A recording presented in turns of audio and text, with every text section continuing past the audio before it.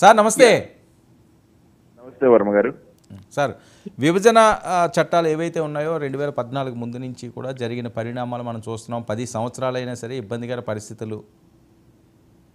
ఇప్పుడు ఇద్దరు సీఎంలు భేటీ అయ్యారు, మంచి సంబంధాలు ఉన్న వ్యక్తులు ఇద్దరు కూడా. ఏదో జరగబోతుంది అన్నది ప్రధానంగా ఏ అంశాల మీద దృష్టి సారించాలి, వాటి డిమాండ్స్ ఏంటి సార్? బ్రహ్మ గారు, ముఖ్యంగా మనం చూసుకుంటే ఇందులో ఏపీ విభజన చట్టంలో ముఖ్యంగా షెడ్యూల్ 9, షెడ్యూల్ 10లో ఉమ్మడి ఆస్తులు ఏవైతే ఉన్నాయో, అంటే ముఖ్యంగా ఈ కార్పొరేషన్లు కానీ కంపెనీలు కానీ, ఆ తర్వాత అనేక ట్రైనింగ్ ఇన్స్టిట్యూషన్లు ఉన్నాయి. ఆ ట్రైనింగ్ ఇన్స్టిట్యూషన్లు ఇప్పుడు ఈ విభజన జరగడం వల్ల వీటిలో ఆస్తులు ఏ విధంగా డిస్ట్రిబ్యూట్ చేయాలన్నది ముఖ్యంగా ఉన్న ఒక విషయం, ప్రధానమైన విషయం. ఇందులో మీరు ఒకసారి సెక్షన్ 53 ఏపీ రీఆర్గనైజేషన్ యాక్ట్ ఒకసారి చూస్తే అందులో స్పష్టంగా ఉంది. ఎందుకంటే ఈ కంపెనీలు పబ్లిక్ సెక్టర్ అండర్టేకింగ్స్ యొక్క ఫీల్డ్ లెవెల్లో ఉన్న ఆఫీసులు కానీ యూనిట్లు కానీ అవన్నీ ఏ ప్రాంతంలో అవి ఉంటాయో ఆ ప్రాంతానికి చెందిన ప్రభుత్వానికి చెందుతాయని, ఆ తర్వాత హెడ్ క్వార్టర్ లో ఉన్నది అంటే ముఖ్యంగా హైదరాబాద్ కానీ మిగతా ప్రాంతాల్లో ఉన్న వాటిని ఏ విధంగా డివైడ్ చేసుకోవాలని కూడా అందులో స్పష్టంగా ఉంది. అది జనాభా ప్రాతిపదిక మీద విభజించాలని కూడా సెక్షన్ 53లో స్పష్టంగా ఉంది. కానీ ఇక్కడ ప్రధానంగా వచ్చిన పేచీ ఏంటంటే హెడ్ క్వార్టర్ అంటే ఏంటి అన్నది ఒక అంశం. అంటే ఆర్ఓసి దగ్గర రికార్డ్స్ ఏవైతే ఉంటాయో రిజిస్ట్రార్ ఆఫ్ కంపెనీస్ దగ్గర కొన్ని చోట్ల వాళ్ళు ఇనీషియల్ ఫార్మేషన్ అప్పుడు ఒక ప్రాంతంలో ఉన్నట్టు చూపించారు, ఆ తర్వాత వచ్చేసి అది వేరే స్థలంలో ఉన్నట్టుగాను. తర్వాత ముఖ్యంగా ఆర్టీసీ తీసుకుంటే వారు కూడా ఈ విధమైన విభజన గురించి వారు వాదిస్తున్నారు.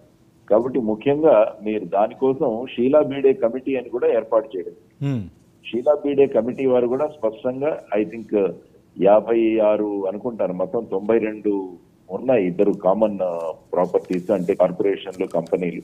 వీటిలో సుమారుగా 56 కంపెనీలు ఏవైతే ఉన్నాయో వాటిలో ఏ విధమైన డిస్ప్యూట్ లేదు. కానీ మిగతా ఉన్న 35, 36 నుంచి 38 దాకా ఉన్న వాటిలో 2 రాష్ట్రాలు కూడా కొన్ని విషయాల్లో అబ్జెక్షన్లు తీసుకున్నారు. అంటే 9వ షెడ్యూల్ 10వ షెడ్యూల్ సంబంధించి పెండింగ్ ఉన్న సంస్థలు ఏంటంటే 9వ షెడ్యూల్లో 23, 10వ షెడ్యూల్లో 30 సంస్థల పంపిణీలకి. కరెక్ట్. ఆ విధంగా ఉన్న దాంట్లో వీటిలో అబ్జెక్షన్స్ ఉన్నాయి. కాబట్టి ఇద్దరు ముఖ్యమంత్రులు కూర్చొని ఈ అబ్జెక్షన్స్ ఏవైతే ఉన్నాయో వాటి గురించి కనుక ఒక పరిష్కారాన్ని తీసుకురాగలిగితే, ఎందుకంటే ఈ 2 రాష్ట్రాలకు కూడా ఆర్థికమైన ఇందులో ఆర్థికంగా కూడా వారికి బెనిఫిట్ వస్తుంది. ఎందుకంటే ఏమని రాశారంటే ఇప్పుడు ఫర్ ఎగ్జాంపుల్ కామన్ గా ఉన్న ఏరియాలో హెడ్ క్వార్టర్ లో ఉన్న వాటిలో ఉన్న ఆస్తులు ఏవైతే ఉన్నాయో వాటిని ఆంధ్రప్రదేశ్ కి బదలాయించే విషయంలో దానికి ఇప్పుడు ఏ రేటు ఉందో ఆ రేటుకు సంబంధించిన ఫైనాన్షియల్ కాంపోనెంట్ అంటే దానికి సంబంధించిన విలువని వారికి ట్రాన్స్ఫర్ చేస్తే సరిపోతుందని కూడా అందులో ఉంది. కాబట్టి ఈ విధంగా చూస్తే ఆంధ్రప్రదేశ్ రాష్ట్రానికి రెవెన్యూ కూడా వచ్చే అవకాశం ఉంటుంది.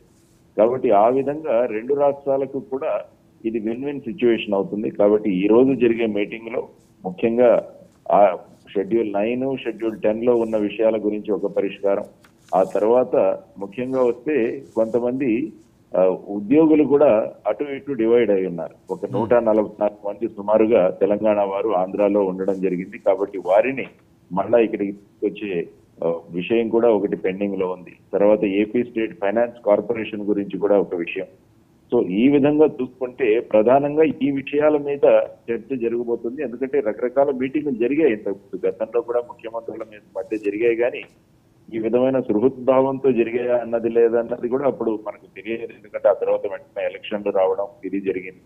కాబట్టి ఖచ్చితంగా ఈ మీటింగ్ అన్నది ఒక మంచి నాంది, ఒక మంచి మొదలు.